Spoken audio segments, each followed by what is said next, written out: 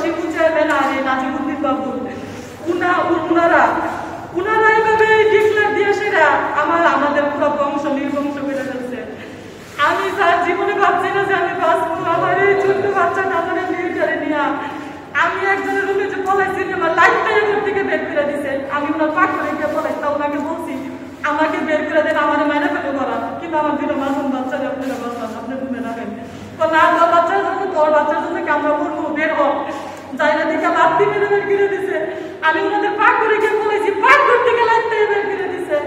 লাস্টে আমি একটা জঙ্গলের মধ্যে দৌড়ে গিয়ে আমার বাচ্চাটাকে নিয়ে বাথরুমের যে টাঙ্কি ময়লা টাঙ্কির ভিতরে পয়রা উপরে একটা বস্তা দিয়ে আমার দুই বাচ্চা নিয়ে আমি এখানে 9টা বাজে গিয়ে পড়ছি সকাল। দইরা এভাবে দইরাই বাইরে আজকের জাগাত আমার মার একবারে শেষ করে গেছে। এক নিমিষে আমার মার ঘুমটা চলে গেছে, এক নিমিষে আমার মারে মারা গেছে। পরে আমার বোনদেরকে এইভাবে একটা করে দইরাই না আমার বোন দুটা বোনের একটা নাই না শিমুল চেয়ারম্যান আর বাসিরের কণ্ঠটা আমি শুনছি স্যার। আমি এক রুমে পলাইছিলাম, বাসিরের কণ্ঠটা আর শিমুলের কণ্ঠটা আমি বেশি শুনছি।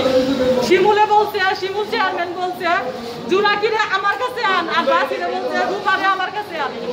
রুমারে নিচে আমার জ্যাঠার উঠানের মধ্যে, আর জুনাকিরে নিচে আমাদের মার্কেটের এখানে নিয়ে আমার বোনকে যখন কয়েকটা বাড়ি দিচ্ছে আমার বোন তো সুযোগ পায় নাই।